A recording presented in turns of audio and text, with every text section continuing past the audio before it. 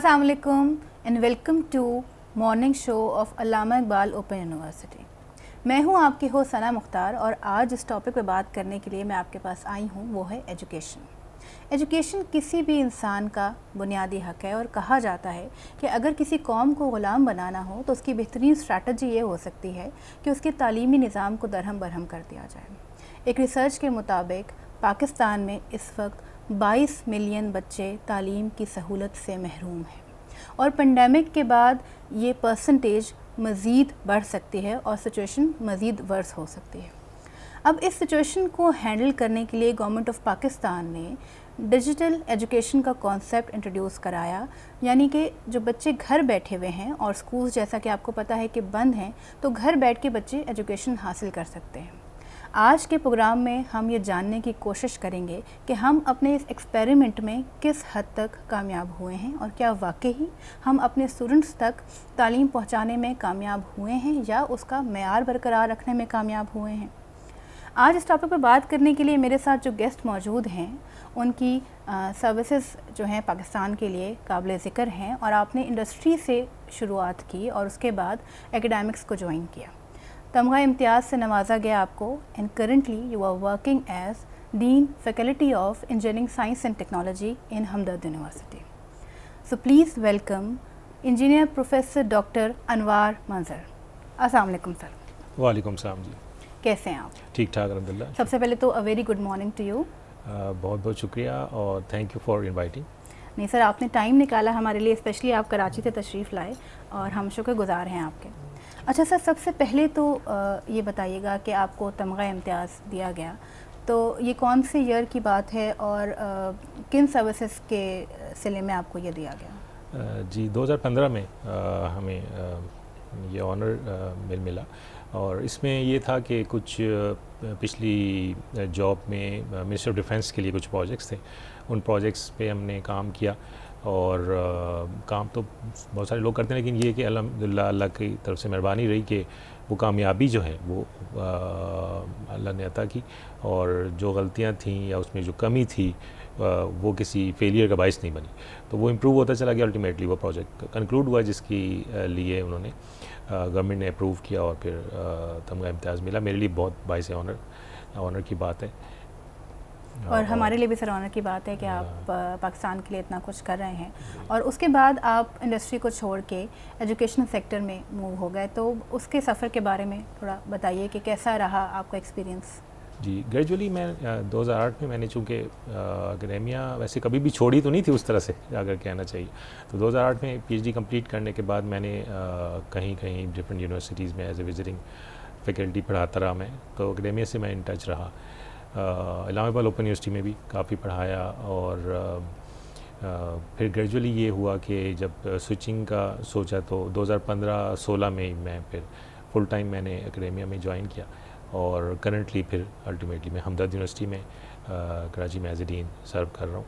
तो ये मैं समझता हूँ कि वो एक अलग दौर था और उसमें अपनी नौयत की कंट्रीब्यूशन थी और ये भी एक अलग दौर है जिसमें एक इम्पॉर्टेंट कंट्रीब्यूशन है, बिकॉज डीलिंग विद स्टूडेंट्स और उनकी ग्रूमिंग जो है वो भी बहुत इम्पॉर्टेंट फरीज़ा है जो मेरे ख्याल है उसी लेवल की कमिटमेंट मांगता है जो कि पिछले जॉब्स में थी। अच्छा सर, आज का जो टॉपिक है, जिस तरह मैंने अभी कहा कि डिजिटल एजुकेशन का कॉन्सेप्ट इंट्रोड्यूस कराया गया पाकिस्तान में पेंडेमिक की सिचुएशन के बाद, तो सबसे पहले तो हमारे व्यूज़ जानना चाहेंगे कि डिजिटल एजुकेशन है क्या, how we can define it? पहली बात तो ये है कि डिजिटल एजुकेशन हमें एक्सेप्ट करना पड़ गया एज ए सरप्राइज़। हम बिल्कुल मेंटली भी तैयार नहीं थे इसके लिए और जैसे अल्लामा इकबाल ओपन यूनिवर्सिटी है ये तो ऑलरेडी रिमोटली थ्रू कॉरस्पॉन्डेंस और ये पहले भी चल रही थी, वर्चुअल यूनिवर्सिटी है वो भी चल रही थी, लेकिन लोगों ने इसकी इम्पोर्टेंस को उस वक्त तक रियलाइज़ नहीं किया था जब तक कि ज़बरदस्ती उनको ये एक्सेप्ट नहीं करना पड़ा। तो डिजिटल एजुकेशन बेसिकली ये है कि it gives you the flexibility कि आप घर में बैठ के अपनी मर्ज़ी से अपने टाइम पे लेक्चर्स ले के सुन सकें और उसको टीचर्स के साथ कॉरस्पॉन्ड कर सकें और वो जो गैप है, अगर रिमोट होने का जो गैप है उसको आप पूरा कर सकें। तो चूंकि हमारे पास ऑप्शन कोई नहीं थी इसलिए ये हमने एक्सेप्ट कर लिया। अदरवाइज़ तो शायद अगर हमें लगता कि ये पेंडेमिक जो है वो 1 डेढ़ 2 3 4 महीने भी चल के ठीक हो ख़त्म हो जाएगा तो फिर शायद हम इस तरफ ना जाते।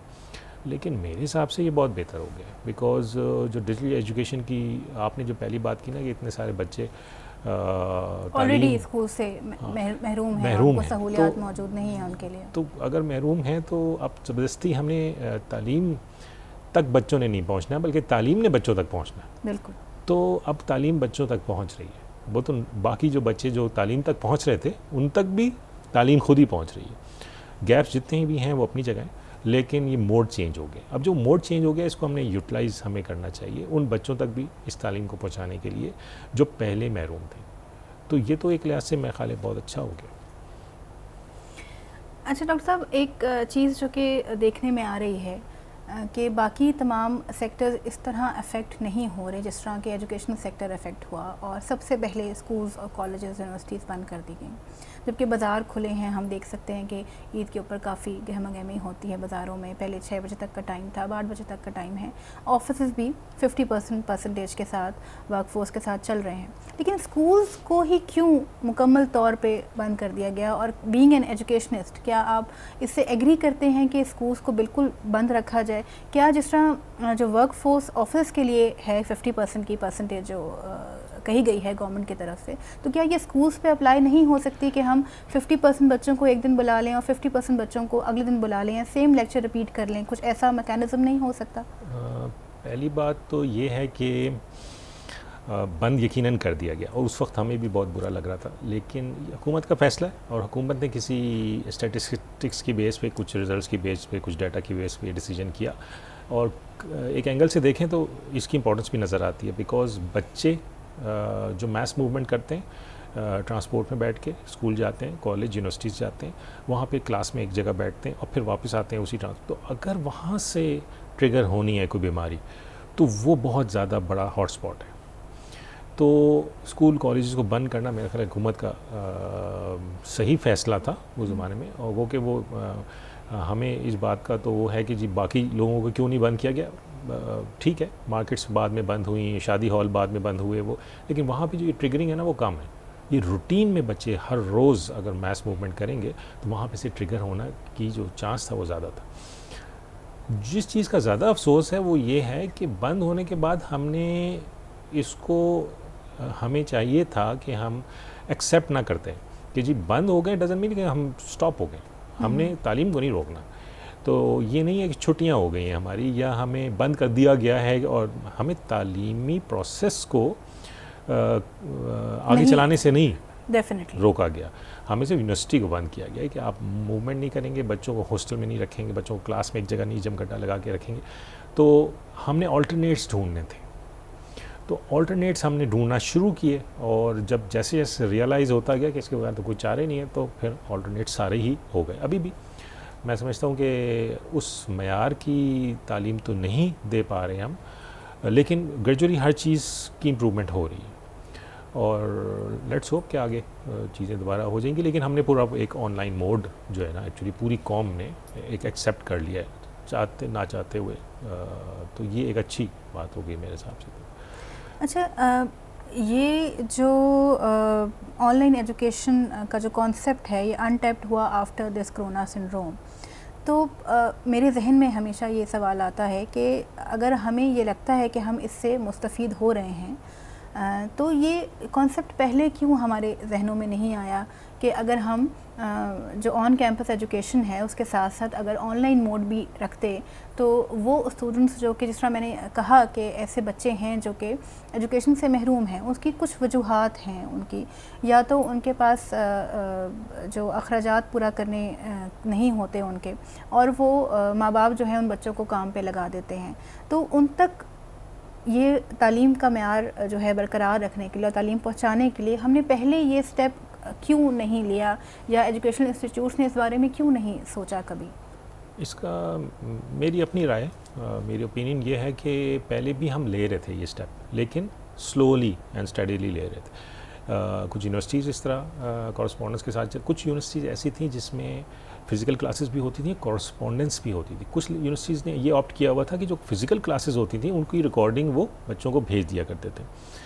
यहाँ पे जब ऑप्शंस ओपन है तो ऑफ कोर्स स्टूडेंट प्रेफर करता है कि वो जाए यूनिवर्सिटी और बैठे क्लास में और फिज़िकल इंटरेक्ट करे, टीचर्स के साथ सवाल करे और वहाँ पे टीचर्स को देखे, और जब वो टीचर क्लास में बैठ के पढ़ाता है तो उसको पता चलता है कि जी बच्चों को समझ आ रही है कि नहीं, उनके facial expression is the actually feedback for the teacher. तो वो अपने हिसाब से उसको ट्यून करता है। जब वो कैमरे के सामने बैठ के पढ़ा रहा होता है तो वो एक वन साइडेड ट्रांसमिशन हो रही होती है, तो वो इतना ऑफ कोर्स में लॉसेस तो हैं, लेकिन हम जा रहे थे। बहुत सारी प्राइवेट वेबसाइट्स बन गई थी जो कि लेक्चर्स रिकॉर्ड करके अपलोड कर रही थी फ्री। यूट्यूब के ऊपर बहुत सारे लेक्चर आना शुरू हो गए तो थे। हम ग्रेजुअली जा रहे थे। सिर्फ कोरोना ने इस प्रोसेस को एक्सेलरेट कर दिया है, हमें फोर्स कर दिया है कि आप जल्दी चले जाएं वहाँ पे। तो जहाँ हम पहले भी रहे थे, इंपॉर्टेंस इसकी रियलाइज कह सकते हैं कि हम डिफरेंट टॉपिक्स पे बात तो कर रहे थे, लेकिन हम अपने टेक्स्ट बुक सिलेबस जो है बेसिकली क्लास वाइज उसको फॉलो नहीं कर रहे थे समहाउ। जी फॉलो कर रहे थे, लेकिन हाफ हार्टेडली कि ये भी इम्पॉर्टेंट है, लेकिन हमारे पास प्रिविलेज है तो हम इसी को कर रहे थे। तो वो वहाँ पे स्लो डेवलपमेंट चल रही थी। तो अब इसकी वजह से कोई ऑप्शन ही नहीं रही, तो मजबूरन हमें वहाँ पे चले जाना पड़ा। ठीक, अब जिस तरह ये जो शिफ्ट है एजुकेशन का टूवर्ड्स दी ऑनलाइन मोड, अब जो सवाल पैदा ये होता है कि क्या पाकिस्तान का इंफ्रास्ट्रक्चर इस चेंज को अलाउ करता है या नहीं करता। क्योंकि अगर हम देखें तो हमारी जो 75% आबादी है वो रूरल एरियाज़ की है और अर्बन जो आबादी है वो सिर्फ 25% है। तो जो बच्चे शहरों में हैं वो तो उनके लिए इतना मुश्किल कह सकते हैं कि नहीं है ये, लेकिन जो देहात में हैं हमारे बच्चे, जो हमारे बच्चे कश्मीर साइड पर हैं या शुमाली इलाकों में हैं बच्चे, तो उनके बारे में अगर हम देखें तो वहाँ तो इंफ्रास्ट्रक्चर उस तरह से मौजूद नहीं है। तो वहाँ हम ये जो ऑनलाइन एजुकेशन का कॉन्सेप्ट है वो कैसे हम फुलफ़िल करेंगे? हमें जो स्टैटिस्टिक्स मिलती रहीं और HEC ने जो एक टाइम पे स्टैटिस्टिक्स आउट की, उसमें उन्होंने ये कहा कि 15% बच्चे ऐसे हैं जो कि जिनको बिल्कुल एक्सेस नहीं है। उनके लिए अब आप रिकॉर्डेड लेक्चर्स भेज भी दें उनके घर, फिर वो भी किस तरह डिवाइस नहीं है उनके पास, वो सुनेंगे कैसे। ये तो वो 15% बच्चों ने सफ़र किया है, या वो मूव किया है उन्होंने किसी ऐसी जगह जहाँ कवरेज थी और उन्होंने फिर एडिशनल पैसे खर्च कर डिवाइसेस लिए और वो लेक्चर्स लेते रहे मजबूरी में। और बाकी जो हैं वो भी एक्सेप्ट तो उन्होंने कर लिया, ऑप्शन कोई नहीं थी, लेकिन उनको भी प्रॉब्लम्स होती रही। यानी कि उसके अंदर भी कभी बिजली नहीं है, कभी नेट कवरेज नहीं है, और ये सब प्रॉब्लम होती रही। तो जब बीच में अगस्त सितंबर में यूनिवर्सिटीज़ खुली थी, उसके अंदर उन 15% बच्चों को पहले बुलाने के लिए कहा था HEC ने कि इनको आप पहले अकोमोडेट करें। अच्छा, जिस तरह आपने बात की थी कि एक दिन आधे बच्चों को बुला लें, दूसरे दिन आधे बच्चों को बुला लें, तो मेक शिफ्ट इस तरह हो सकता है कोर्स, लेकिन ये कि फिर टीचर की एफर्ट डबल हो जाती है। इसमें टीचर 2 दफ़ा वही, तो वो फिर डबल एफर्ट के साथ टीचर उसको भी थोड़ा सा चैलेंजिंग हो जाता है, तमाम यूनिवर्सिटीज़ को अफोर्ड भी नहीं कर सकते। अच्छा सर, ये तो बात हो गई यूनिवर्सिटी के स्टूडेंट्स के हवाले से, और देखा जाए तो यूनिवर्सिटी का इंफ्रास्ट्रक्चर और फैसिलिटीज़ इतनी हैं उनके पास कि वो ऑनलाइन मोड में शिफ्ट हो गए। लेकिन जो मेजर कंसर्न है पाकिस्तान का वो बच्चे हैं छोटे जिनकी उम्र 5 से 16 साल के दरमियान है। तो और बेसिकली देखा जाए तो वो तमाम बच्चे जो हैं वो पब्लिक सेक्टर में पढ़ते हैं और प्राइवेट जो एजुकेशन है उसकी सहूलियात उनको मैसर नहीं है। तो उनके लिए क्या स्ट्रैटेजी है कोई गवर्नमेंट की या एजुकेशनल इंस्टीट्यूट्स की जो कि उनको फैसिलिटेट कर सके?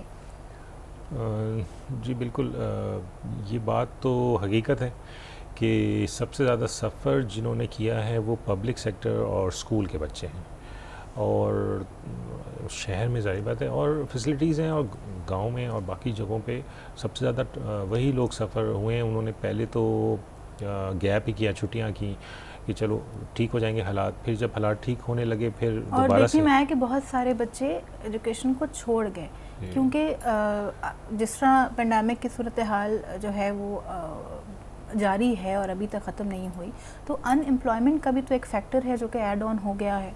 तो उसकी वजह से उन बच्चों को जो कि घर पे बैठे हुए थे तो उनको भी निकलना पड़ा अपने अखराजात पूरे करने के लिए। बिल्कुल ऐसे ही है, और ये सबसे बड़ा चैलेंज ये है कि जो पब्लिक सेक्टर में बच्चे थे और जो दूर दराज इलाकों में रहने वाले थे, सबसे बड़ा चैलेंज उन्हीं का है। लेकिन ये हमारे सामने, उन्होंने जो सफरिंग की है वो भी हमारे सामने। लेकिन जो पॉजिटिव चीज़ है इसमें वो ये है कि आप अगर वैसे हमारा ट्रैक रिकॉर्ड देखें तो कभी भी हालात इतने साजगार तो वैसे भी नहीं रहे। तो मुश्किल हालात से ही बेचारे गुजर के हैं हम, बेशक वो शहर में हो या गांव में हो। मुश्किल हालात से जब हम गुजर के निकलते हैं तो चैलेंजिंग सिचुएशन में तो हम हमेशा से थे, तो ये एक और चैलेंज आ गया। तो हम उस कौम में से नहीं थे जो हम बहुत ईजी थे और एक चैलेंज आ गया, हम ऑलरेडी चैलेंजिंग में थे। तो हमारे लिए कोई नई बात नहीं थी कि हालात सख्त हो गए और हमें मुसीबत हो रही है। तो मेरा ख्याल है कि पाकिस्तानी कौम वैसे भी काफ़ी रफ हम मेंटली प्रिपेयर्ड थे, हम ऑलरेडी मेंटली प्रिपेयर्ड थे।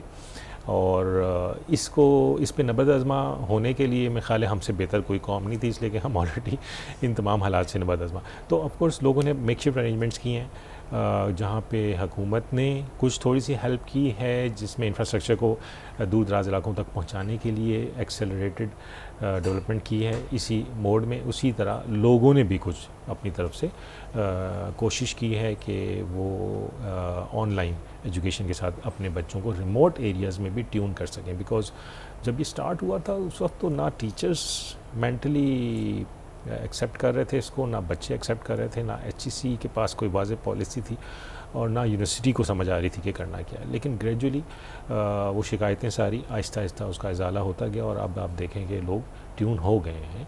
और वो ट्यून ठीक है, उसमें सफरिंग हुई है, क्वालिटी कंप्रोमाइज़ भी थोड़ी बहुत हुई होगी, लेकिन हमने अपना टाइम ज़ाया नहीं किया, यानी कि बच्चे पढ़ते रहे थ्रू आउट। तो ये एक मेजर अचीवमेंट है मेरे ख्याल है। अच्छा, इस प्रोसेस को फैसिलिटेट करने के लिए गवर्नमेंट की तरफ से या जो हमारे इंटरनेट के जो सर्विस प्रोवाइडर्स हैं हमारे पास, क्या उन्होंने कोई स्पेशल पैकेजेस बच्चों को दिए या लॉन्च किए या यूनिवर्सिटीज़ को प्रोवाइड किया? कोई ऐसा आपके सामने आया कोई पैकेज? जी बिल्कुल, काफ़ी सारे जो इंटरनेट सर्विस प्रोवाइडर्स हैं और मोबाइल ऑपरेटर्स हैं, उन्होंने इस दौर में स्पेशल पैकेज, स्टूडेंट पैकेजेस दिए हैं और वो बहुत ही लो रेट्स के ऊपर अच्छी बैंडविड्थ के साथ लोगों को वो दिया। अनलेस कि वो बहुत ही रिमोट एरिया है जहाँ कवरेज कम है, वो एक अलग मसला है, लेकिन जहाँ कवरेज है वहाँ पे रेट्स बहुत मुनासिब है, बहुत मुनासिब के साथ तमाम कंपनीज़ ने उसको वो दिया है। तो ये एक उनकी तरफ से एक कंट्रीब्यूशन है और ऑफ कोर्स उसमें उनकी ग्रोथ भी एक्सेलरेटेड हुई है, लेकिन ये इस दौर में उनकी contribution. So being a stakeholder in education system, आप मुतमईन हैं जो एफर्ट्स गवर्नमेंट कर रही है या जो एफर्ट्स एजुकेशन इंस्टीट्यूट पुट कर रहे हैं, आपको लगता है कि ये काफ़ी हैं?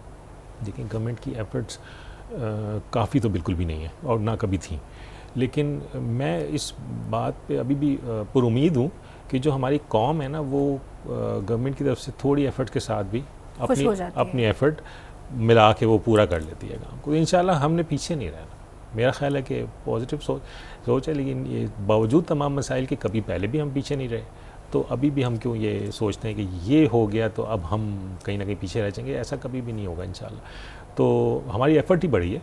तो गवर्नमेंट ने जितना भी ज़ोर लगाया, जितना उसके पास इंफ्रास्ट्रक्चर और रिसोर्सेज और ये थे, उसके बाद बाकी का ज़ोर जो है ना वो पब्लिक ने लगाना है और ख़ुद मूव करना है, यानी कि तो वो दोनों तरफ से इक्वेशन बनती है, तो फिर इंशाल्लाह बेहतर हो जाएगा। मुझे तो नहीं लगता कि हम इसमें फेलियर का शिकार होंगे। अच्छा, एक बड़ा इंटरेस्टिंग मुझे लगता है ये क्वेश्चन कि हमारे जो टीचर्स हैं वो basically they are part of the education system, but जैसे ही ये शिफ्ट हुआ टुवर्ड्स डिजिटल तो देखने में आया कि टीचर्स ने भी काफ़ी शोर भी मचाया और उनको मुश्किल भी लगा। तो आपको लगता है कि इस वक्त टीचर्स को काफ़ी चैलेंजेस का सामना है towards this system?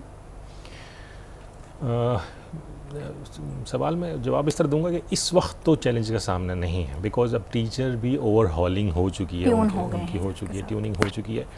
Initially teachers ने तो साफ हमारी अपनी यूनिवर्सिटी में भी इवन ये बातें हुई कि ये तो अभी 2 महीने की बात है, 2 महीने की छुट्टियां हैं, तो हमें छुट्टियां ही करने दिया जाए, हमें ये ना कहा जाए कि ऑनलाइन पढ़ाएं। ऑनलाइन अगर हम पढ़ाएंगे तो फिर हम रिकॉर्ड कैसे करेंगे? घर में हमारी इस तरह की फैसिलिटी रिकॉर्डिंग और ये सारी अच्छी लेक्चर की क्वालिटी अच्छी नहीं होगी। फिर बच्चों ने भी शिकायत की कि जी आवाज़ नहीं सही आ रही हो, ये वो सारा कुछ तो होता रहा।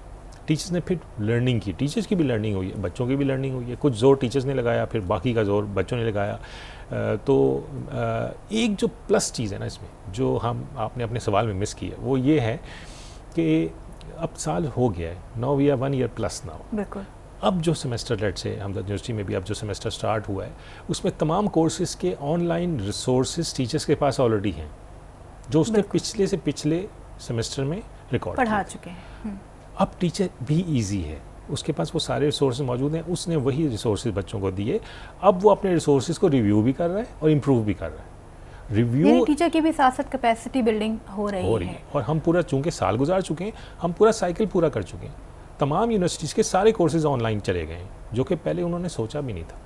और अब चूँकि ऑनलाइन मोड में सेकेंड ईयर स्टार्ट हो रहा है, तो अब उसने क्या करना है, सिर्फ improve and identify the gaps and improve. तो शुरू में स्टार्ट करना मुश्किल होता है, एक दफ़ा वो रोलिंग में आ जाए चीज़ तो मोमेंटम में आ जाती है। तो अब वो इम्प्रूव करना है उसने, जहाँ जहाँ उसको लगता है ये लेक्चर सही नहीं, उसने दोबारा से रिकॉर्ड करना है। लेकिन वो डेल्टा एफर्ट है, वो थोड़ी एफर्ट है, वो थोड़ी एफर्ट करके आप मज़ीद इम्प्रूव कर सकते हैं। और इसी को अगर आप कंटिन्यू करें तो पूरा एक ऑनलाइन वर्चुअल यूनिवर्सिटी, हर यूनिवर्सिटी का एक वर्चुअल प्लेटफॉर्म है, बन सकता है प्लेटफॉर्म, जो फिजिकल और वर्चुअल दोनों को हम चला सकते हैं, उसमें कोई इशू नहीं है। बल्कि वो काउंसिल्स, HEC तो डायरेक्टिव दे ही रहा था, लेकिन वो काउंसिल्स जो बिल्कुल एडमेंट थी, उन्होंने कहा था कि जी फिजिकल क्लासेस के बगैर तो हम डिग्री को मानेंगे नहीं, उन्होंने भी एक्सेप्ट किया और उन्होंने मेकशिफ्ट अरेंजमेंट्स की। लैब्स को भी उन्होंने किसी तरह सिमुलेशन बेस किया, कुछ लैब्स उन्होंने बाद में कराई, और सर मतलब वो हर चीज़ का कोई वे आउट निकलता चला गया। तो मेरा तो ज़रूरत इजाद की माँ है, तो मेरा ख्याल है चूँकि अब हम इसको इजाद कर ही चुके हैं, तो आगे इसको चलाना चाहिए वर्चुअल मोड को। यूनिवर्सिटी में फिजिकल वर्चुअल मोड दोनों चलना चाहिए आगे तमाम यूनिवर्सिटीज़ में, मेरा तो ख्याल। यानी आपका कहना यह है कि अगर पेंडेमिक ख़त्म हो जाता है, ये कोविड वेव ख़त्म हो जाती है, तो इसके बाद भी हम इसको जारी रखें। जो बच्चे नहीं आ सकते या जो बच्चे पार्शली नहीं आ सकते, वो इधर ऑप्ट कर लें और अपने घर या जो जॉब्स के ऊपर होते हैं हाँ। किसी वजह के ऊपर, तो वो शाम में अपने फ्री टाइम के अंदर वो क्लासेस ले सकते हैं और डिग्री कर सकते हैं। बिल्कुल जी, बच्चों के लिए भी ये फ़ायदा है, बिकॉज़ पाकिस्तान जैसे मुल्क में अगर बच्चा कहता है मैंने पढ़ना है, तो मेरा ख्याल है उसको ये लिमिटेशन फेस नहीं करनी चाहिए कि जी सुबह आओगे या तो इधर आओगे तो पढ़ोगे। 24 घंटे ओपन होने चाहिए उसके लिए, तो जिस तरह बाहर की यूनिवर्सिटीज़ के अंदर होता है उनके, हाँ, वो उसका टाइम है, वो किसी वक्त फ्री होता है तो वो पढ़ सके। तो ये हमें करना पड़ेगा, तो ये हो जाएगा इंशाल्लाह। मतलब हम जा रहे हैं इसी तरफ, तो इंशाल्लाह ये हो ही जाएगा। तो ये पॉजिटिव चीज़ है। मैं तो समझता हूँ अगर ये ना होता तो शायद इस तरह हम एकदम से ना जाते, हम आहिस्ता आहिस्ता चले जाते शायद, लेकिन एकदम से ना जाते। तो दिस इज़ गुड। अच्छा, स्टूडेंट के हवाले से बात करेंगे कि स्टूडेंट ने किस हद तक एक्सेप्ट कर लिया है कि अब मुझे ऑनलाइन पढ़ना है और कंप्यूटर के सामने मैंने इतने घंटे बैठना है और उसके बाद मैंने अपनी जो तालीम की ज़रूरियात हैं उनको पूरा करना है और अपने मेयार को भी बढ़ाना है और डे टू डे लर्निंग को इम्प्रूव करना है। तो किस हद तक अब स्टूडेंट ने एक्सेप्ट कर लिया? क्योंकि शुरू में अगर हम देखने में आ रहा था कि बहुत ज़्यादा टर्न आउट नहीं था, अटेंडेंस बहुत कम थी बच्चों की, तो आपको लगता है कि अब उन्होंने एक्सेप्ट कर लिया है, and now they are tune and now they have learned that how to take these online classes? इसमें मेरी राय है कि इसमें कुछ गैप्स अभी भी मौजूद हैं। कुछ बच्चों ने जब ये देखा कि इसके अलावा गुजारा नहीं है तो उन्होंने एक्सेप्ट कर लिया, इसलिए कि मजबूरन। लेकिन ये है कि वो इसको ऑफलाइन लेक्चर्स लेकिन हर जगह पे प्रॉब्लम्स आती गई। शुरू में बच्चों को प्रॉब्लम आई कि जी हमें समझ नहीं आ रही, क्वालिटी ऑफ वीडियोज़ नहीं है। क्वालिटी ऑफ वीडियोज़ जब इम्प्रूव हुई तो फिर उन्होंने कहा कि हम टीचर से सवाल तो नहीं कर सकते ना, हम सुनेंगे। तो वो सुनने के लिए तो यूट्यूब पे भी बहुत सारे लेक्चर्स वगैरह हैं, तो उस पर फिर लाइव इंटरेक्टिव सेशंस रखे गए जिसमें बच्चे और टीचर बैठ के सिर्फ सवाल और जवाब करते। तो वो हर चीज़ पे एक स्ट्रेटजी बनाई गई। और अभी जो मैं समझता हूँ वो ये है कि अगर बच्चे ध्यान नहीं दे रहे तो इस वजह से भी ध्यान नहीं दे रहे कि वो समझते हैं कि छुट्टी वाला मोड है। हाँ। कुछ बच्चे सुबह उठना नहीं चाहते, कुछ बच्चे ऑन करके जो हैं वो सोते रहते हैं, या मतलब प्रॉपर्ली इंटरेस्ट उस तरह से नहीं ले रहे। कुछ सुनने में आता है और कुछ बच्चे बहुत ले रहे हैं। उसमें फिर ये होता है कि एग्ज़ाम्स का एक बहुत बड़ा फैक्टर है। चूँकि उनको पता है कि ओपन बुक टेस्ट होगा, दे कैन डिस्कस एनीथिंग, तो उसमें ये होता है कि फिर टीचर्स के जहन में भी यही बात है। तो टीचर्स फिर उस हिसाब से एग्ज़ाम बना रहे हैं। तो एग्ज़ाम्स की क्वालिटी तो इम्प्रूव हो गई है, बिकॉज टीचर्स ने ऐसे क्वेश्चंस देने हैं जिसमें बच्चों ने बुक से बुक में मौजूद ही नहीं होंगे। वो बच्चा खुद सोचे, कुछ ना कुछ सोचेगा तो सही। तो ये फिर वहाँ पे भी मोड इम्प्रूव हुआ है। और कुछ लोगों ने फिर MCQ बेस किए हैं, कुछ लोगों ने इस तरह किए हैं, कुछ लोगों ने रैंडमाइज उसको किया है ताकि वो फिर चीटिंग या फिर कंसल्टेंसी जो आप इसमें कंसल्ट करके कर लेते हैं वो कम से कम हो उसका। तो ये है, बाकी still we are moving ahead और उसमें जो भी चीज़ें नज़र आती रहती हैं वो इम्प्रूव होती चली जाती हैं। तो आई थिंक कि ये बेहतर है, बेहतरी एक ओवरऑल हो गई है। बच्चों ने फाइनली फिर उसको एक्सेप्ट कर लिया है। फिर बच्चों ने कुछ, फिर फ़ीस का भी इशू था, फिर यूनिवर्सिटीज़ के बजट्स का भी इशू होता है कि किस तरह फ़ी कैसे कट की जाए। फिर बच्चों के ये था कि फ़ी कम ली जाए जब हम जा ही नहीं रहे, बैठ नहीं रहे वहाँ पर। तो कुछ रिलीफ यूनिवर्सिटी ने बच्चों को दिया भी है, लेकिन ये कि ओवरऑल कुछ हुकूमत ने भी यूनिवर्सिटीज़ को रिलीफ दिया है, कुछ लोन्स वगैरह दिए हैं। तो मतलब वो ये सब चीज़ें बेस्ड ऑन द फीडबैक ही आती रही हैं। हम अपनी बात को आगे बढ़ाएंगे मज़ीद और एजुकेशन के बारे में मज़ीद बात करेंगे, लेकिन इस वक्त क्योंकि वक्त हो गया एक ब्रेक का, सो चलते हैं एक ब्रेक पे। लेकिन आपने कहीं जाना नहीं है, we will be right back after some time.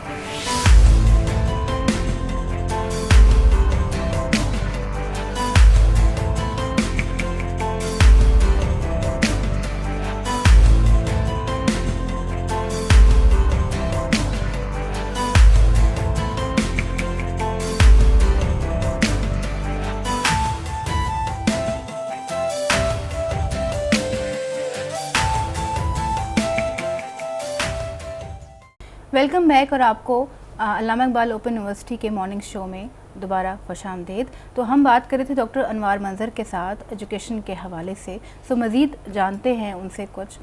अच्छा डॉक्टर साहब, जो मेरा नेक्स्ट क्वेश्चन है वो थोड़ा सा मुश्किल क्वेश्चन है स्टूडेंट के हवाले से। हमने देखा कि पिछले दिनों बच्चे जो थे वो प्रोटेस्ट के ऊपर थे और एग्ज़ाम्स का सिलसिला था, और जब ऑनलाइन उनको पढ़ाया गया बीच में जो है वो एजुकेशनल इंस्टीट्यूट्स ओपन हो गए सेकेंड वेव से पहले, और उस वक्त जो था एग्ज़ाम्स का टाइम था उनका। तो यूनिवर्सिटीज़ ने या जो एजुकेशनल इंस्टीट्यूट्स हैं उन्होंने फ़ैसला किया कि ऑन कैंपस एग्ज़ाम लेते हैं, और फिर हमने देखा कि बच्चे जो हैं वो सड़कों के ऊपर निकल आए हैं और उन्होंने नारेबाजी शुरू कर दी, धरना शुरू कर दिया। उन्होंने कहा कि जी अगर पढ़ाया ऑनलाइन था तो एग्ज़ाम भी ऑनलाइन होगा, और उसके ऊपर बहुत ज़्यादा प्रोटेस्ट किया गया, और टीचर्स की जो क्वालिटी थी लेक्चर डिलीवरिंग की उसको भी उन्होंने काफ़ी ज़्यादा क्वेश्चन किया। तो इस बारे में क्या कहेंगे? यकीनन ये भी एक फ़ेज़ है जो बच्चों की सोच की मैच्योरिटी आने तक ये बीच में एक ट्रांजिशन पीरियड था।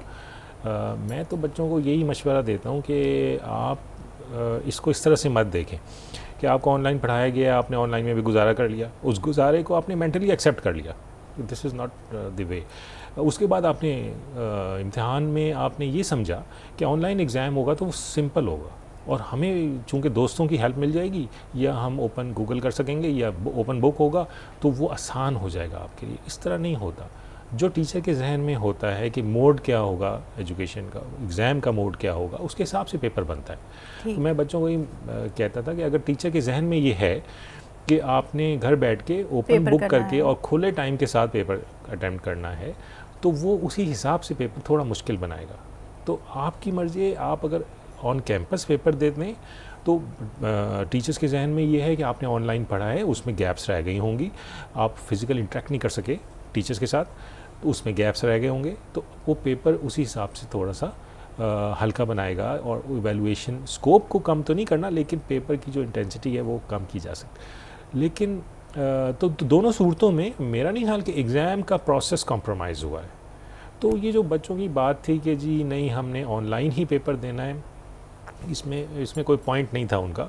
मेरा ख्याल है अब वो थर्ड वेव के साथ रियलाइज़ कर चुके हैं कि जी इस तरह हो या उस तरह हो, उन्होंने तैयारी तो करनी है पूरी, वरना फेलियर हो सकेगा। और अनसीन प्रॉब्लम ज़रूर बात है, उसमें जब ऑनलाइन पेपर तो अनसीन प्रॉब्लम्स आएंगे, और ओपन बुक, जब भी ओपन बुक होता है उसमें मुश्किल होते हैं, तो वो लेवल जो है उसके हिसाब से ट्यूनेबल है। तो लेकिन हम इस बात को तो डिनाई नहीं कर सकते कि जब भी हम ऑनलाइन एग्ज़ाम की तरफ जाते हैं तो टीचर ये आइडेंटिफाई कैसे कर सकता है कि आया जो स्टूडेंट एनरोल्ड है यूनिवर्सिटी या स्कूल के अंदर वही बैठ के पेपर दे रहा है, या उसकी जगह कोई एक्सपर्ट या बड़ा भाई या कोई कज़न वगैरह जो है वो उसकी जगह पेपर अटैम्प्ट कर रहा है। जी बिल्कुल, प्रोफेशनल डिग्रीज़ में तो ये होता है कि इस बात का चांस कम है कि वो किसी और से हेल्प ले लेगा, स्पेशली अगर बड़ा भाई अवेलेबल भी है तो उसने तो शायद फ़िज़िकल क्लासेस फ़िज़िकल एग्ज़ाम दिया हो और उसने पढ़ा भी हो। अगर आप अनसीन क्वेश्चंस देते हैं ना, तो वो किसी के लिए भी फॉर द फर्स्ट टाइम है कि वो सवाल को देख रहा है, तो वो स्टूडेंट अगर ख़ुद ही सॉल्व करे तो सबसे बेहतर मेरे ख्याल वो खुद ही सॉल्व कर सकता है, किसी के हेल्प लेने से शायद मामला ख़राब ही हो। तो लेकिन डिस्कशन फैक्टर तो आ सकता है ना, कि मतलब अपने क्लासमेट्स के साथ डिस्कशन में हैं, या ये भी सोशल मीडिया के ऊपर कुछ ऐसी पिक्चर्स भी शेयर हुई जिसमें जो हैं 20-20 बच्चे एक ही रूम में बैठे हुए हैं, they are attempting the online exam. तो ये कुछ हद तक सही भी है, ट्रू है।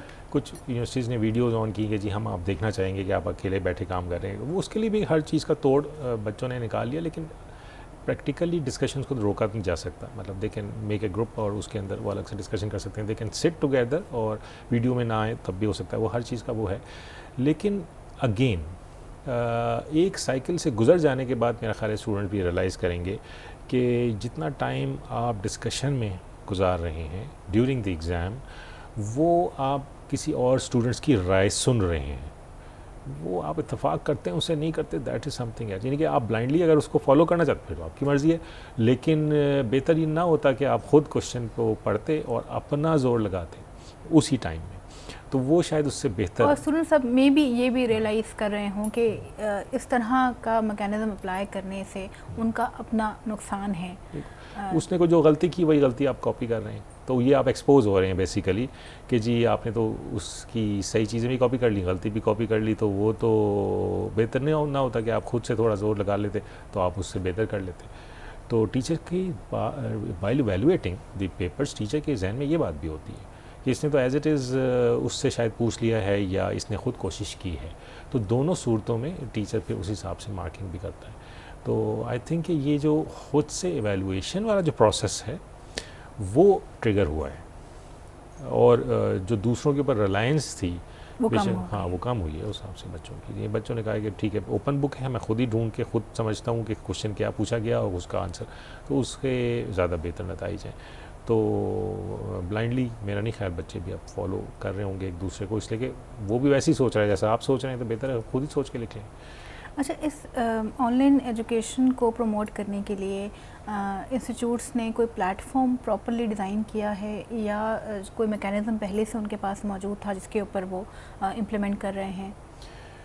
मेरा ख्याल है 90% ऑफ द इंस्टीट्यूट्स के पास तो कोई भी मैकेनिज़्म नहीं था। जो उनके पास कैंपस मैनेजमेंट सिस्टम वगैरह थे वो to handle the accounts, to handle the queries, to applications, fee और स्केजुल और इस तरह की चीज़ें हैंडल करने के लिए थी। ऑनलाइन के लिए कोई भी ट्यून अप नहीं था। तो जब ये सारा शुरू हुआ तो गूगल क्लासरूम से लेकर जूम और ये सब मूडल सारे प्लेटफॉर्म्स लोगों ने इस्तेमाल करना शुरू किए और अपने मुताबिक ट्यून किया इसको। तमाम यूनिवर्सिटीज़ ने अपना एक पूरा learning management system actually launch कर लिया है और अब उसको इंटीग्रेट कर लिया अपने करंट सिस्टम के साथ भी। तो ये यूनिवर्सिटी की एक्स्ट्रॉर्डनरी एफर्ट है कि हमने बिल्कुल रन टाइम पे and within no time बिल्कुल मैंने कि प्रोसेस को भी कॉम्प्रोमाइज़ नहीं किया, टाइम को भी कॉम्प्रोमाइज़ नहीं किया, और साथ ही साथ विद इन ए मंथ इंशाल्लाह, जैसे हमारे हमदर्द यूनिवर्सिटी में हमने देखा कि मार्च में यूनिवर्सिटी बंद हुई है, तो हम 4 अप्रैल में हमारा एक लर्निंग मैनेजमेंट सिस्टम मौजूद था जिसको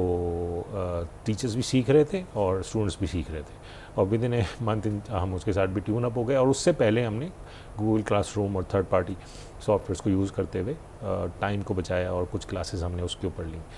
तो ये अच्छा हो गया, मतलब हमने एक बाय फोर्स तो हमने जो जिस तरह आपने लर्निंग मैनेजमेंट सिस्टम की बात की जिसको LMS कहते हैं, तो इसके ऊपर किस किस्म का डाटा हम शेयर कर सकते हैं स्टूडेंट के साथ? मल्टीपल प्लेटफॉर्म्स हैं। मूडल बेस इसके अंदर लेक्चर्स भी शेयर की जा सकते हैं, प्रेजेंटेशंस भी शेयर की जा सकती हैं, चैट्स भी बन सकती हैं, बच्चा अपना सवाल ऑफलाइन भी दे सकता है, लाइव वीडियो भी, इंटरेक्टिव सेशंस भी हो सकते हैं, वीडियो रिकॉर्डेड भी जा सकती है, बुक्स भी शेयर हो सकती हैं, नोट्स भी शेयर हो सकते हैं, मतलब स्कैन भी, और एवरी काइंड ऑफ रिसोर्स बेतहाशा उसमें ऑप्शंस, बेतहाशा ऑप्शंस है प्रोवाइडेड टू द। और ये वो जो विदाउट लाइसेंस्ड वर्जन्स में भी अवेलेबल, अगर लाइसेंस ले लें तो उसके अलावा भी बहुत सारी बैंडविड्थ और उसमें और भी चीज़ें उसमें हो जाती हैं। तो ये मेरे ख्याल यूनिवर्सिटी के लिए सिर्फ एफ़र्ट की कमी थी, बाकी तो चीज़ें पहले भी अवेलेबल थी। तो अच्छा, मैं फिर टीचर्स के हवाले से बात करना चाहूँगी। आप ख़ुद भी एक टीचर हैं, तो क्या यूनिवर्सिटीज़ अपने टीचर्स को, क्योंकि डेफिनेटली एक नया मीडियम है जो कि उन्हें फेस करना है और मीडिया के सामने बात करना और क्लासरूम में जो है लेक्चर डिलीवर करना, ये बिल्कुल ही डिफरेंट सिनेरियोज़ हैं, और उस टीचर्स ने डेफिनेटली उसको अडेप्ट किया है। उस जो हिंड्रेंस थी उनकी मीडिया के हवाले से या जो डर खौफ था उनके दिलों में, वो डेफिनेटली उसको पार करके आगे बढ़े हैं। तो क्या कोई कंपनसेशन टीचर्स के लिए या कोई पैकेज टीचर्स के लिए दिया गया ड्यूरिंग पेंडेमिक? इसके अंदर इस सवाल के दो एस्पेक्ट हैं। एक तो टीचर्स ने जो ट्रांजिशन गुजारी है वो कैसे गुजारी है। टीचर्स ने भी रिलक्टेंट थे पहले, वो नहीं चाहते थे, वो बल्कि चाहते थे कि 2 महीने की छुट्टी। और मज़ीद मैं ये भी जानना चाहूँगी, क्या कोई ट्रेनिंग जो है उन लोगों के लिए अरेंज की गई to make them learn that how to do this process, कैसे ट्यून होना है? क्योंकि definitely being a human being, जब आप एक नई चीज़ के लिए जाते हैं तो आप थोड़ा सा घबराते हैं, रिलक्टेंट होते हैं उसको अडॉप्ट करने के लिए। टीचर्स जो थे उसमें उनकी जो रिजर्वेशंस थी उसको अगर हम बारी बारी देखें तो सबसे पहले तो ये कि टीचर की एफर्ट ज़्यादा हो गई। बिल्कुल। उनको अब रिकॉर्डिंग करनी है। पहले वो जाते थे क्लास में, बुक उठाते थे और उस रिकॉर्डिंग का एक एस्पेक्ट जो कि मैं देखती हूँ being a mother as well, वो ये है कि मे बी आप समटाइम्स फ्लुएंटली कुछ ऐसा हल्का फुल्का आपसे गलती भी हो जाती है, एरर भी हो जाता है, जो कि क्लासरूम में इतना महसूस नहीं होता क्योंकि वो रिकॉर्डेड नहीं होता। लेकिन अब बच्चा भी, और क्योंकि बच्चे के साथ पेरेंट भी बैठा है और वो भी सुन रहा है कि क्या जो है वो पढ़ाया जा रहा है, क्या कंटेंट है और किस तरह डिलीवर किया जा रहा है, तो उसके ऊपर भी बहुत ज़्यादा एतराज़ हुए कि जी टीचर्स को पढ़ाना नहीं आता, ये क्या डिलीवर किया है, ये बात इन्होंने गलत कर दी, ये बात ऐसे नहीं, ये बात ऐसे थी। तो ये भी तो एक फैक्टर है टीचर्स के लिए। यकीनन ये एक फैक्टर है, लेकिन हर चीज़ को पॉजिटिव मोड में देखना चाहिए। और मैं समझता हूँ कि ये भी मिसिंग थी हमारी टीचिंग पूरे प्रोसेस के अंदर। ये चीज़ मिस हो रहा था कि टीचर क्लास में जाता है, पढ़ा के आ जाता है, कौन उसको वॉच कर रहा है? यानी कि एक टीचर के साथ एक और टीचर बैठ के उसको वॉच तो नहीं कर रहा। यानी कि सेल्फ ऑडिट का कोई मैकेनिज़्म नहीं था, और अगर था भी तो बहुत रैंडम था। तो ये तो बड़ा अच्छा हो गया कि इट इज़ रिकॉर्डेड नाउ। तो टीचर्स की रिजर्वेशन ये भी थी कि शायद हमें क्वालिटी पे सवाल हो। तो जब ये रिजर्वेशन है, this is a positive reservation. Quality पे सवाल होगा तो आपकी क्वालिटी बढ़ जाएगी, उसका नतीजा अल्टीमेटली यही होगा। तो ये तो बहुत ही पॉजिटिव चीज़ है कि अब आपकी पढ़ाई हुई तमाम लेक्चर्स जो हैं रिकॉर्डेड हैं। इट्स नॉट ओनली रिकॉर्डेड, बाद में कभी भी देखा जा सकते हैं, बल्कि लाइव जब आप पढ़ा रहे थे तब भी बच्चा नहीं बल्कि उसके पेरेंट्स भी बैठ के देख रहे थे कभी कभी। तो ये तो आपके जहन में जब ये बात आएगी तो आपकी क्वालिटी वैसे ही बढ़ जाएगी। अब आप क्लास रूम में सिर्फ आप बच्चों के साथ नहीं इंटरेक्ट कर रहे, बल्कि यू डोंट नो के कौन सुन रहा है, रिकॉर्डेड है, कहीं भी कोई भी कहीं भी शेयर होगा वो और सुनेगा। तो उसमें टीचर्स को ऑफ कोर्स थोड़ी सी इम्प्रूवमेंट करनी पड़ गई। और बहुत से टीचर ऐसे थे जिन्होंने रिकॉर्डिंग की और बाद में पता चला कि माइक ऑफ है या माइक सही नहीं है, और इस तरह की बहुत सारी चीज़ें जो जिनसे वो यूज्ड टू नहीं थे, तो मल्टीपल एफर्ट्स करनी पड़ गई उनको भी, और तो वो अच्छा हो गया। लेकिन ये है कि टीचर्स ने भी इसको चैलेंजिंग लिया है। और अब जो सेकेंड सेमेस्टर गुजरा हमारा, उसके अंदर जो क्वालिटी ऑफ लेक्चर था वो बहुत बेहतर थी as compare to the first. Because first semester में बच्चों ने वो रिकॉर्डेड वीडियो मुझे भी भेजी कि ये देखें इस तरह पढ़ा रहे हैं, ये तो कोई अच्छा तरीका नहीं है, तो समझ नहीं आ रहा, ये आवाज़ नहीं आ रही सही। तो वो फिर आहिस्ता आहिस्ता इम्प्रूव होता चला गया। तो जब चेक एंड बैलेंस, कुछ टीचर्स ने ये भी कहा कि नहीं चेक एंड बैलेंस में बहुत बढ़ जाएगा हमारी सारी, वो तो फिर ठीक है, ये तो बहुत अच्छा हो गया चेक एंड बैलेंस 100% पे पहुंच गया। पहले तो हम सोचते थे यानी रैंडम जो ऑडिट आपको वैसे जाके फिजिकली क्लासेस में करना पड़ता था टीचर्स का, वो वैसे ही आपका 100% पे ऑडिट चला हो रहा गया। है। सारा रिकॉर्ड मौजूद है। अगर बच्चे ने अब कोई शिकायत की या पेरेंट्स ने कोई शिकायत की तो LMS पे जाके आप उस टीचर की वीडियो खोल के देख लें कि वाकई उसने सही पढ़ाया है या एक्सप्रेशन क्या था या सही था, कंटेंट क्या था।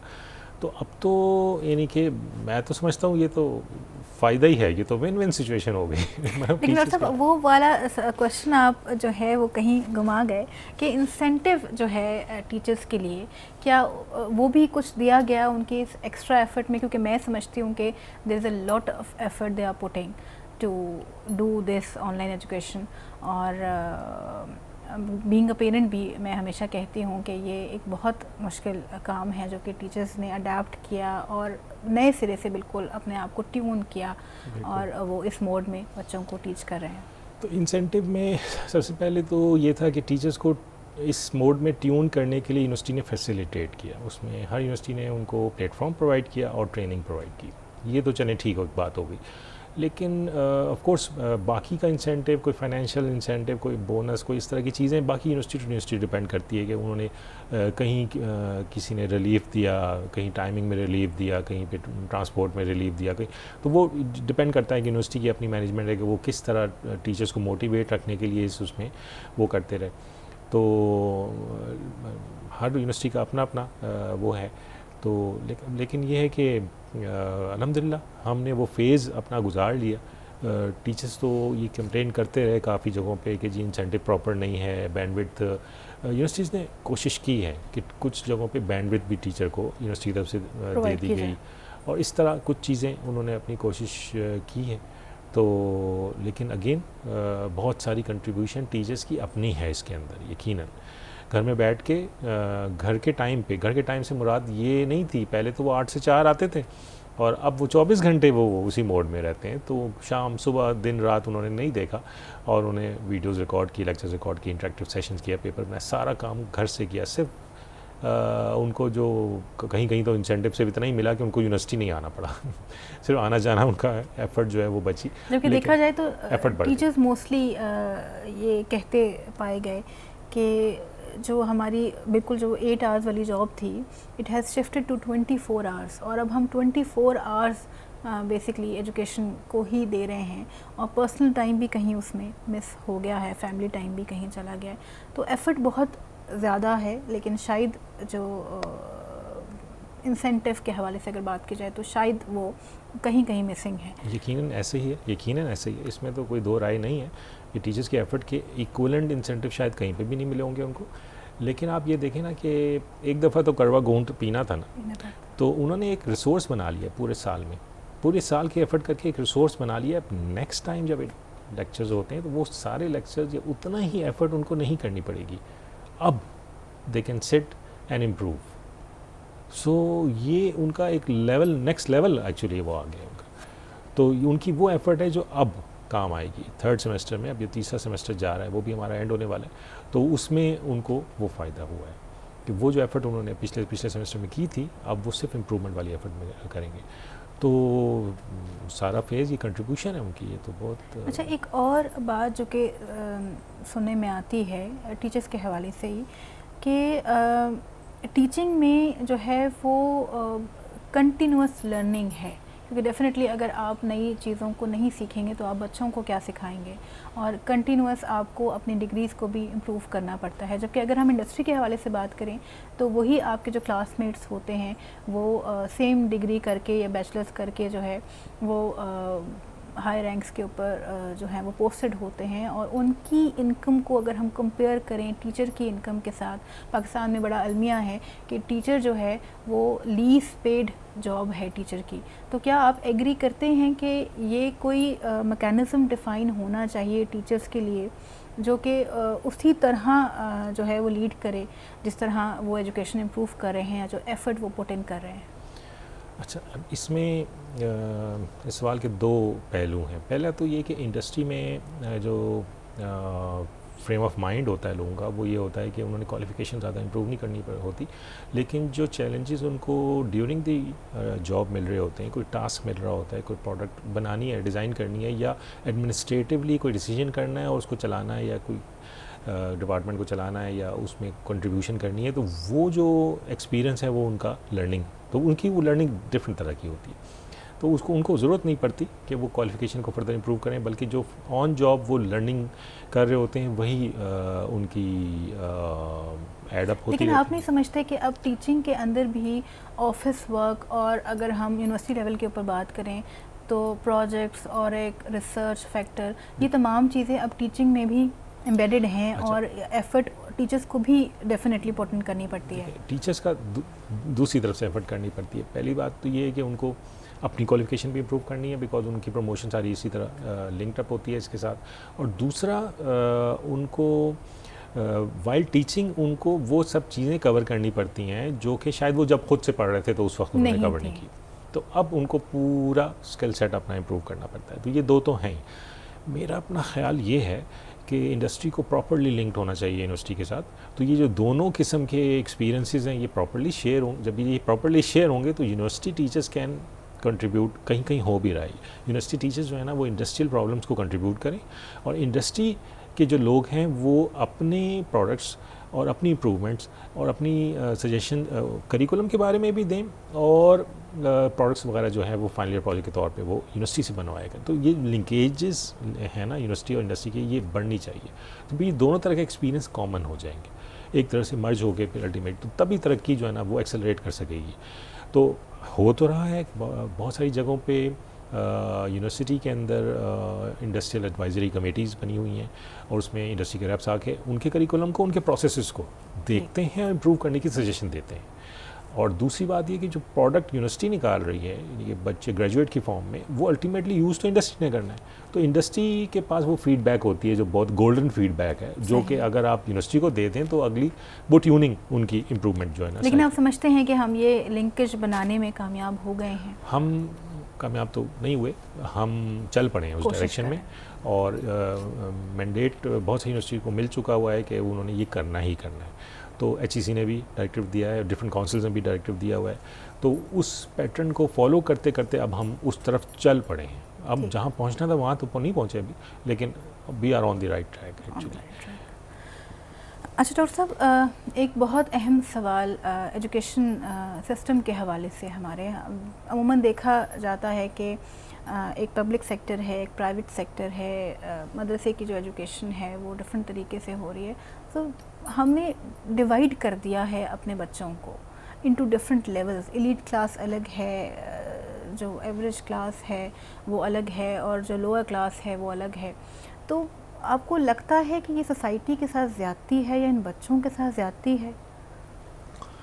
अच्छा, इसमें मेरी अपनी राय, क्योंकि जब अगर हम ये कहते हैं कि हम सेम फैसिलिटीज़ बच्चों को नहीं दे रहे, तो हम ये कैसे एक्सपेक्ट करें बच्चों से कि वो जो हैं अच्छी कारकर्दगी दिखाएं और इंटरनेशनल नेशनल लेवल पे पाकिस्तान को रिप्रेजेंट कर सकें। तो क्योंकि अगर बाहर से हम कंपेयर करते हैं पाकिस्तान के बच्चों को, तो वहाँ पे एजुकेशन सबके लिए ऑलमोस्ट फ्री है। यहाँ ये लेवल्स क्यों हैं एजुकेशन के? अच्छा, पहली बात तो ये है कि किस ज़माने में एक स्लोगन से था कि दोहरा मेयार तालीम क्यों है, तालीम क्यों है, दोहरा मेयार तालीम क्यों है। और ये तो किसी के लिए कुछ और किसी के लिए कुछ, तो मैं उस वक्त भी इस पर एग्री नहीं करता था वैसे, और आज भी मैं एग्री नहीं करता। दोहरा हो या मल्टीपल हो, इवन कई 10 मेयार तालीम आप कर लें, उससे कोई भी फ़र्क नहीं पड़ता। जो जिस इलाके के हिसाब से ट्यून करिकुलम या वो स्टैंडर्ड बना हुआ है वो उसको सूट करता है। अच्छा। हाँ, हर मेयारी तालीम को मेयारी होना ज़रूरी है, उसको आप स्टैंडर्ड पे लेकर आएँ। तो जब सब मेयारी हो जाएंगे तो फिर ऑप्शन कोई नहीं है। दूसरा ये कि हमारी जो कौम है वो इस तरह नहीं है कि हम अगर इंग्लिश मीडियम में जाएंगे तो फिर हम वो दूसरे काम से रह जाएंगे, या उर्दू मीडियम वाले जो इधर नहीं जा सकते, या हम एडजस्टेबिलिटी हमारी बहुत ज़्यादा है। हार्ड वर्क पे हमने कभी कंप्रोमाइज़ नहीं किया हमारी कौम ने, और हम साबिर कौम भी हैं, हम लो रिसोर्सेज के साथ गुजारा करने के आदी हैं। तो जब हम ये सारी चीज़ें हमारे अंदर मौजूद हैं तो हमें फ़र्क नहीं पड़ता कि कौन से तालीमी मेयार से हम निकल के आए हैं, सिर्फ वो तालीमी मेयार को मेयारी करना ज़रूरी है। तो जिस तरह HEC एफ़र्ट कर रहा है यूनिवर्सिटी एजुकेशन को किसी एक स्टैंडर्ड पे लेकर आने, और बहुत सारे स्टैंडर्ड्स HEC ने ऑलरेडी राइज किए और यूनिवर्सिटीज़ को फॉलो कर रही हैं, इसी तरह एक मेरा ख्याल है लो एजुकेशन कमीशन भी होना चाहिए ताकि वो स्कूल की तालीम से उनको किसी स्टैंडर्ड के मुताबिक लाए। मदरसा एजुकेशन है या किसी भी प्राइमरी एजुकेशन है, उर्दू मीडियम है, इंग्लिश मीडियम, जिस फॉर्म में भी हैं उनको जस्ट मेयारी कर दें अगर आप, तो वहाँ से बच्चे उसी तरह निकल। बहुत सारी एग्जाम्पल्स हैं, मदरसे के स्टूडेंट्स ने अच्छी कंट्रीब्यूशन दी है इन टेक्निकल। अभी पिछले दिनों एक खबर आ रही थी। जब एक छोटा सा क्वेश्चन और मैं ऐड ऑन करना चाहूँगी यहाँ पे कि जब ये डिफरेंट लेवल्स से बच्चे यूनिवर्सिटी में आते हैं तो वहाँ पे तो एक ही जैसी तालीम है क्योंकि HEC रेगुलेट कर रही है तमाम यूनिवर्सिटीज़ को इस वक्त, तो जो करिकुलम है वो भी वो डिज़ाइन करती है, उसको देखती भी है, मॉनिटर भी करती है। तो क्या उनका जो अफेक्ट है जिस लेवल की वो तालीम लेकर आए हैं अपने मैट्रिक में या अपने FSC के अंदर, तो क्या वो अफेक्ट करती है उनकी प्रोफेशनल एजुकेशन के अंदर, या रिफ्लेक्ट करता है कि कहीं कोई कमी रह गई या इस बच्चे में थी या इस बच्चे में नहीं थी, या सब ट्यून कर जाते हैं और इजी गोइंग हो जाता है तमाम लोगों के लिए? मेरी जो अपनी ऑब्जर्वेशन है वो तो ये है कि कहीं से भी कोई बच्चे आते हैं तो वो ये उनके लिए पहली दफ़ा नहीं होता कि वो देखते हैं कि जी मैं कहाँ खड़ा हूँ और गैप क्या ज़्यादा है। पहले भी वो गैप्स का फेस करते रहे हैं और एक्स्ट्रा एफर्ट करके उन गैप्स को मीट करते रहे हैं। तो जो बच्चे फार फ्लंग एरिया से आते हैं और उनको यूनिवर्सिटी की तालीम में लगता है कि बहुत सारा गैप होगा, वो एफर्ट भी उतनी पुट इन कर रहे होते हैं, और फिर मैं तो देखता हूँ कि at the end of the year वो ज़्यादा आगे हैं और जो इसलिए कि उनको फैमिलीज़ के बच्चे हैं वो पीछे रह गए, मेहनत की आदत पड़ गई है उनको, वो तो फिर कोई चीज़ ठहरती नहीं है उनके सामने। वो तो बल्कि वो बच्चे जो ओवर कॉन्फिडेंट हो जाते हैं कि हम तो अच्छे स्कूलों से आए हैं, ये तो हम पढ़ लेंगे आराम, तो वो उनका चांस ज़्यादा होता है कि वो कहीं पीछे ना रह जाए, बिकॉज वो ओवर कॉन्फिडेंस उनको स्लो कर देता है कि नहीं बस हमें तो समझ आ जाएगी। तो इसमें तो बिल्कुल भी कोई प्रॉब्लम नहीं है इंशाल्लाह, बिल्कुल। तो अच्छा डॉक्टर साहब, हम बात कर रहे थे डिजिटल एजुकेशन के हवाले से और ऑनलाइन मोड के हवाले से, तो कहीं ना कहीं हमारे बच्चे कन्फाइंड तो हैं घरों के ऊपर, बेशक वो एजुकेशन उनको मिल रही है, अगर हम ये मुतमईन भी हो जाएं कि उनको एक अच्छी मेयारी एजुकेशन जो है वो हम प्रोवाइड कर रहे हैं, लेकिन आप क्या समझते हैं कि वो उनकी मेंटल हेल्थ जो कि फ़िज़िकल एक्टिविटी से भी ग्रो करती है, सोशल गैदरिंग से भी ग्रो करती है, तो क्या उसके ऊपर कुछ असर हो रहा है बच्चों का? जी यकीनन उसके ऊपर असर तो हो रहा है, बिकॉज अब now they are actually on the gadgets, और सारी सोशल मिलना जुलना गपशप सारी वो उसके थ्रू हो रही है, और फिज़िकली ना वो बात रह गई। तो लेकिन आप ये देखेंगे ये सिर्फ इस वक्त नहीं हुआ ना, ये तो हम ग्रेजुअली उस तरफ जा ही रहे थे। तो चूँकि तालीम उनकी सारी इस पे आ गई है, तो अब वो भी गपशप और दोस्ती बातचीत किसी से वो भी इसी तरह हो गया। और आइसोलेशन ऑफ कोर्स ये वक्त का तकाजा था, तो आइसोलेशन करने के बाद तो फिर अब इसी तरह ऑप्शन कोई नहीं थी, तो ये इफेक्ट तो हुआ है, ये सोशल एक बहुत बड़ा वो सेटबैक है बेसिकली, कि वो आइसोलेशन में हम चले गए हैं। आइसोलेशन रिक्वायरमेंट भी थी तो इसलिए हम चले गए हैं। फिर इसको तो अनअवॉइडेबल, ये मेरा नहीं ख्याल कि अवॉइड किया जा सकता था, तो बल्कि वो आइसोलेशन बेहतर ही थी कि बिकॉज जो नंबर्स हमने और जो अचीव किए हैं अल्हम्दुलिल्लाह बहुत सारे मुल्कों से हम बेहतर है, और तीनों वेव्स जो हैं वो उनको हैंडल किया है, गवर्नमेंट की पॉलिसीज़ भी फॉलो की हैं, या जितनी भी फॉलो की हैं उसका ही इम्पैक्ट है जो आया है, तो बेहतर हो गया है इंशाल्लाह। तो बाकी जो मयार है उसके अंदर एक गैप है अपनी लैब की एजुकेशन के हवाले से, या इवन थ्योरी में भी वो लेवल तो नहीं है ऑफ कोर्स। मेरा नेक्स्ट क्वेश्चन बिल्कुल आपसे यही था कि हम ये जो हमारे जो अब ग्रेजुएट्स होंगे पेंडेमिक सिचुएशन में, जो एजुकेशन जिनको प्रोवाइड की गई और जिनकी डिग्री कंप्लीशन के ऊपर है, यानी 2020 को अगर हम देखें एंड 2021, और अगर ये प्रिवेल भी कर जाता है तो 2022 भी मे बी अल्लाह ना करे, लेकिन कुछ क्योंकि कहा नहीं जा सकता, तो मोस्टली लोग जो हैं वो कुछ मजाक में भी बात करते हैं कि ये कोरोना ग्रेजुएट्स होंगे जो ये वाली लॉट जो निकलेगी इन 2 सालों से। तो आपको लगता है कि उनका स्किल सेट जो है उन बच्चों से मैच करेगा जो कि ऑन कैंपस क्लासेस लेते रहे प्रीवियस ईयर्स में, और क्योंकि थ्योरी की क्लास हुई है और जहाँ तक हम प्रैक्टिकल की बात करें तो वो बहुत ज़्यादा इम्प्लीमेंट नहीं हो सका, ये तो अंडरस्टूड सी बात है, तो क्या जब बच्चे जॉब के लिए जाएंगे तो क्या इनको भी उसी तरह जॉब मार्केट मिलेगी या इनको थोड़ा नेग्लिजेंस पे रखा जाएगा? क्या प्रोस्पेक्ट है इंडस्ट्री के हवाले से, मैं जानना चाहूँगी। देखें जी, हर चीज़ के अंदर एक मैसेज को एक राय फ्लोट कर दी जाती है जो कि नेगेटिव होती है। तो मैं तो समझता हूँ कि हर एक चीज़ के अंदर से एक पॉजिटिव चीज़ भी निकल रही है। ये वो बच्चे हैं जिन्होंने यूनिवर्सिटी जाके लर्निंग नहीं की, घर बैठ के तो डिजिटल, इन्होंने एक चैलेंजिंग मोड में लर्निंग की है। सही। ये तो इनका एज है, ये तो उनसे बेहतर हैं जो पहले पढ़ के निकल चुके। तो मैं तो समझता हूँ दिस इज़ पॉजिटिव कि इन्होंने ना सिर्फ लर्निंग की है बल्कि चैलेंजिंग मोड में लर्निंग की, एक्स्ट्रा एफर्ट की है इन्होंने। तो इनको तो एक्स्ट्रा एफर्ट करने की आदत पड़ गई, तो ये तो बेहतर हो गया। प्लस जो गैप्स जहाँ जहाँ हमें नज़र आते गए कोर्सेज में भी और लैब्स के अंदर, तो उसको हम पूरा करने की कोशिश करते गए ग्रेजुअली। तो ऑफ कोर्स वो सारा टाइम उसमें लगा है।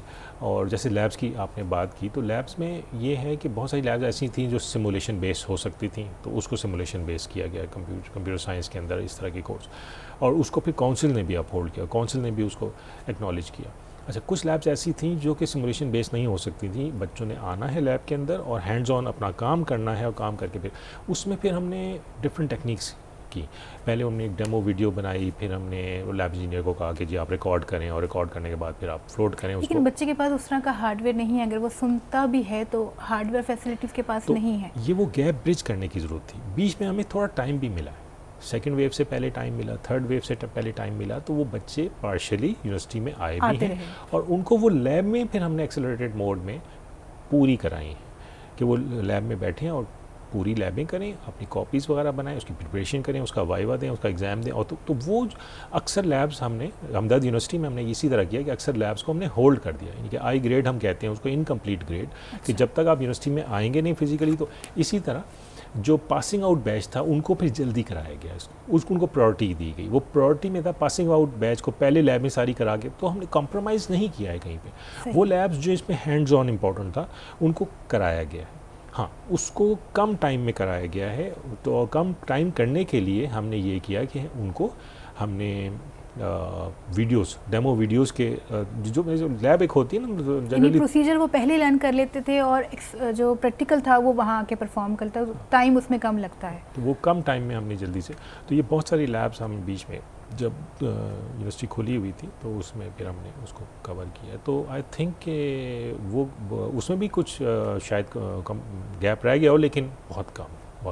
तो जहाँ जहाँ गैप है वो आइडेंटिफाई होता चला जा रहा है और वो इम्प्रूव होता चला जा रहा है। This is also. और साहब, जिस तरह आपने बात की कि जो बैच है ये जो कि पेंडेमिक की सिचुएशन से निकलेगा, ग्रेजुएट होगा, और डेफिनेटली जिस तरह आपने कहा कि ये क्योंकि एक्स्ट्रा एफर्ट पुट इन कर रहा है और एक्स्ट्रा चैलेंज का सामना है इसको, तो इस बैच की एफ़र्ट को हमें रिकग्नाइज़ करना ज़रूरी है, और इंडस्ट्री को भी चाहिए कि वो इसको उसी तरह कंसिडर करे जिस तरह बाकी बैचेस को करता है, बल्कि ज़्यादा इंपॉर्टेंस दे, क्योंकि ये एक बहुत मुश्किल फेज़ से पाकिस्तान भी गुजर रहा है, बाकी दुनिया भी गुजर रही है। अच्छा डॉक्टर साहब, अब हमारे क्योंकि शो का वक्त जो है वो ख़त्म हो रहा है, तो मैं चाहूँगी कि अगर कोई मैसेज आप देना चाहें हमारी यूथ को, हमारे स्टूडेंट्स को। जी बिल्कुल, एक मेरे जहन में बार बार एक बात आती है, सोशल मीडिया का दौर है और बहुत सारी पोस्ट इस तरह घूमती फिरती रहती हैं, वीडियोस इस तरह बनती हैं जिसके अंदर एक मायूसी की सी कैफियत जो है ना वो यूथ को दे दी जाती है, और यूथ उसको शायद गैर महसूस तरीके से एक्सेप्ट भी कर रहे हैं। तो मेरा मशवरा ये होगा, मेरी दुआ भी यही है कि यूथ आप उसको ना देखें कि उसके अंदर क्या पैगाम है, उस पोस्ट के अंदर क्या पैगाम है। यानी कि अगर वो आपको ये कह रहा है कि जी ये काम तुम नहीं कर सकोगे, तो आप अगर ये सोचना शुरू कर देंगे कि काम नहीं कर सकेंगे, तो वाकई फिर आप शायद ना कर सकें। लेकिन आप अपना ट्रैक रिकॉर्ड देखें और अपनी हिस्ट्री देखें। पाकिस्तान का बनना एक मौजज़ा है, और उसके बाद जितनी अचीवमेंट्स हमने की वो भी हमने ऐसे नहीं एक्स्ट्रॉर्डिनरी एफर्ट के साथ की। तो आपका तो जो आपकी हिस्ट्री है, जो आपके आबाओ अजदाद हैं, उसमें तो उन्होंने वही सारे काम किए हैं जो कि लोग कह रहे थे कि ये नहीं होंगे, पॉसिबल नहीं है। तो हमारा तो इससे मायूसी से कोई ताल्लुक़ ही नहीं है। तो जो भी इस तरह की पोस्ट आती हैं वो कहीं से जनरेट हुई हैं पूरी कौम को मायूसी का शिकार करने के लिए और उनको कंट्रोल करने के लिए कि जी आप नहीं कर सकेंगे। हम तो कोई काम ऐसा नहीं है जो हम नहीं कर सकेंगे, और बहुत सारे काम हमने खुद इस तरह स्टार्ट किए जो हमें लगता था कि ये तो शायद अंदर से हमें फियर था कि नहीं होंगे, लेकिन अल्लाह ने, एक तो अल्लाह ने मदद की और दूसरा एफ़र्ट जो है ना वो तो बस मेरा ख्याल है कि मायूसी को रद्द किया जाए और आगे चला जाए अल्लाह के भरोसे के ऊपर, बस दैट्स ऑल। जी वर्स, आज की गुफ्तगू आपने सुनी डॉक्टर अनवार मंजर के साथ, और बहुत ही पॉजिटिव फीडबैक, एक बहुत ही पॉजिटिव अप्रोच के साथ ये हमारे सामने आए। चैलेंजेस बहुत से हैं लेकिन सलूशन सिर्फ एक ही है कि हम जहाँ कहीं भी मौजूद हैं, जिस भी ओहदे पर काम कर रहे हैं, चाहे वो गवर्नमेंट है, चाहे वो एजुकेशनल इंस्टीट्यूट्स हैं, टीचर्स हैं, पेरेंट्स हैं, हम अपना अपना कंट्रीब्यूशन अगर ईमानदारी से दें तो मेरा ख़्याल है कि हम इस सिचुएशन को बआसानी हैंडल कर सकेंगे। ईमान अगर मजबूत हो और इरादा पुख्ता हो तो मंजिल आसान हो ही जाती है। हमने आज डिस्कस किया आपके सामने एजुकेशन की सिचुएशन। अपना और अपने बच्चों का बहुत ख्याल रखें, और आखिर में सिर्फ एक ही बात, पाकिस्तान जिंदाबाद।